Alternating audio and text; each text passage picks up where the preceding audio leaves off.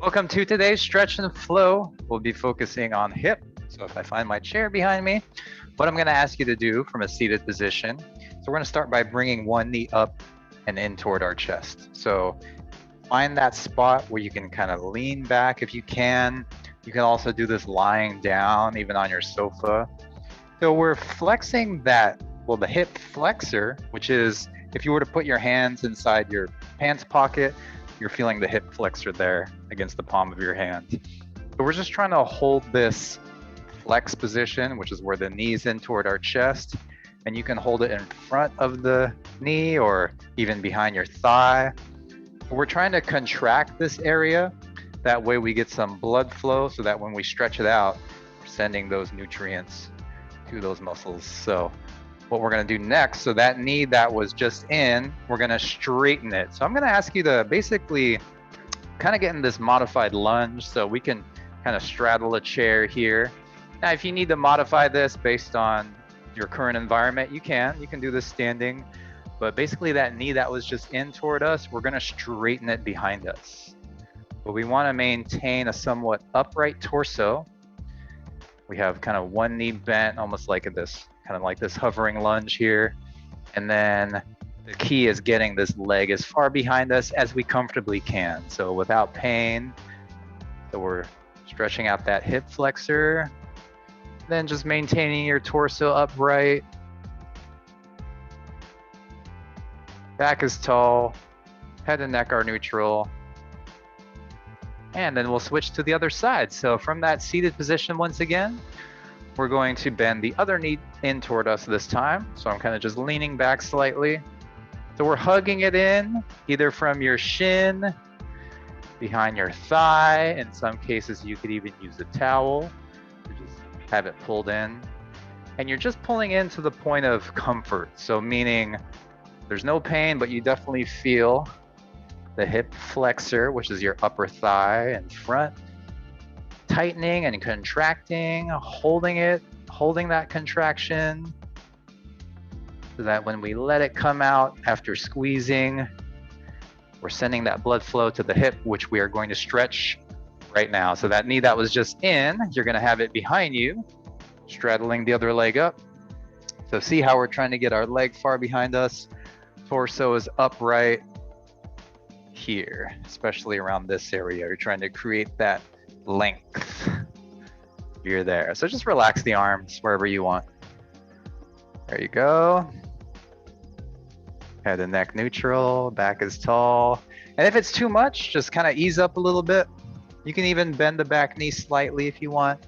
There's no rule that it has to be straight. Okay, just kind of play with it. So plus or minus a few centimeters here or there. All right, that's good. So now we're gonna return to our seat and we're going to do a seated rotation, but with turning our knees to one side. So if you happen to have a swiveling chair like this, you can turn, or you can simply just bring your knees over to one side. So we're bringing it here, and then we're gonna sit up tall and then turn your shoulders the other way. So your knees and shoulders are going opposite, and we might as well turn our head with it. So we can use our hand on the outside of our knees to bring it farther into that rotation.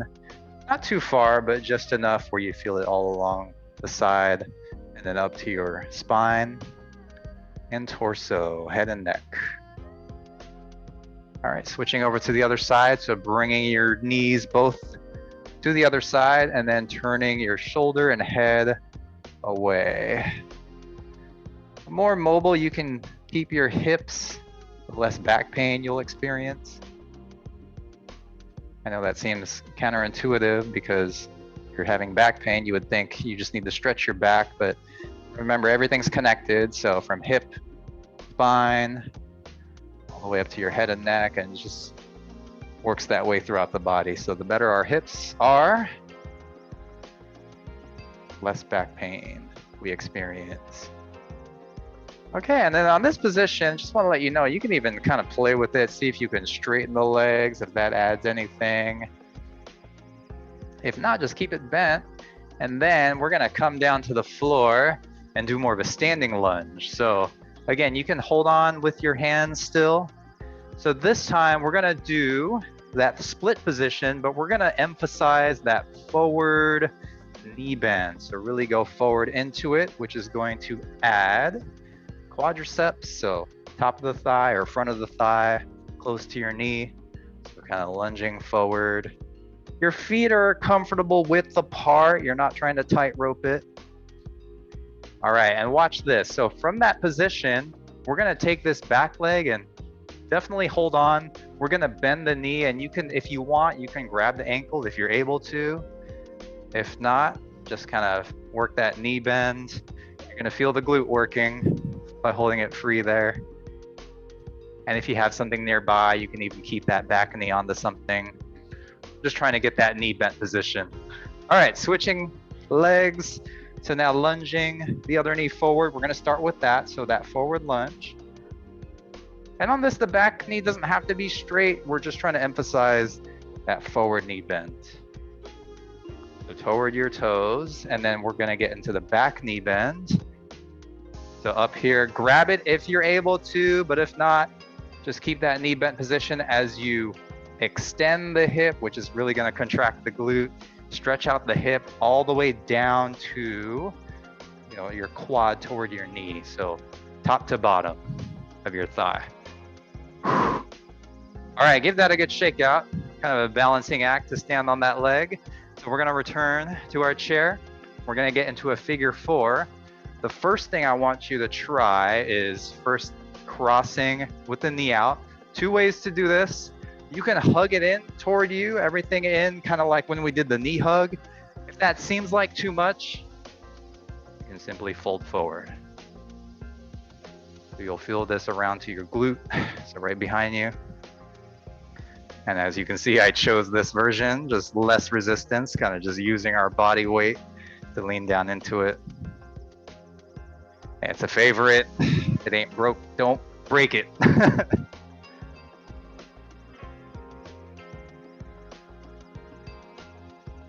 Ooh, it feels good.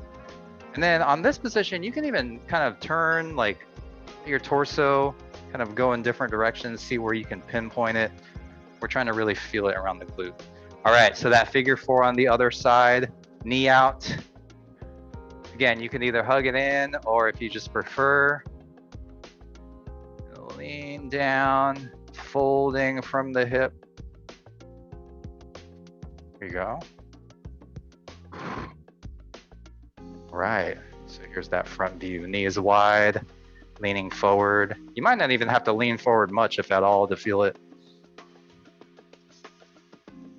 Okay, but then just a little bit. So stay on this bent knee, but come upright, and then just very gently press down on that thigh toward that knee, just to create more of that 4, that figure 4.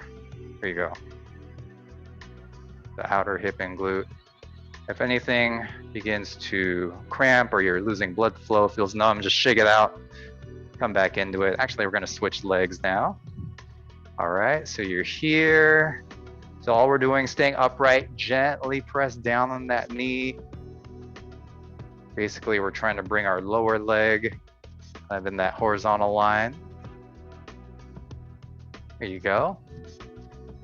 And then next up, we're gonna come back to our feet. We're gonna finish with some dynamic hip swings. This is actually a great thing to do before any type of lower body exercise. So we can hold on to the back of a chair or whatever's nearby, a wall. So we're gonna let one leg swing across and outward. So we're keeping it loose. So pendulum swing here. And then before we switch to the other leg, we'll do forward and back. So of course, watch behind you and in front of you. And you can kind of use your upper body to help it swing. We kind of want it to feel as weightless as possible and just get that dynamic range of motion. Okay, we're switching. So we're crossing out and inward. Here we go. Looks good. Cross over, open out, and then last one, we're swinging forward and back. So again, use your body, your upper body to let it swing. Foot is facing forward, and go ahead and plant it down. Thanks for joining us on today's stretch and flow for your hip. I will see you again on Thursday. Bye-bye. Thanks, everyone. Bye, Sandy. Thanks. Good to see you. Bye, Lena. Thank you, too. Bye, Rima. Hey, good to see you.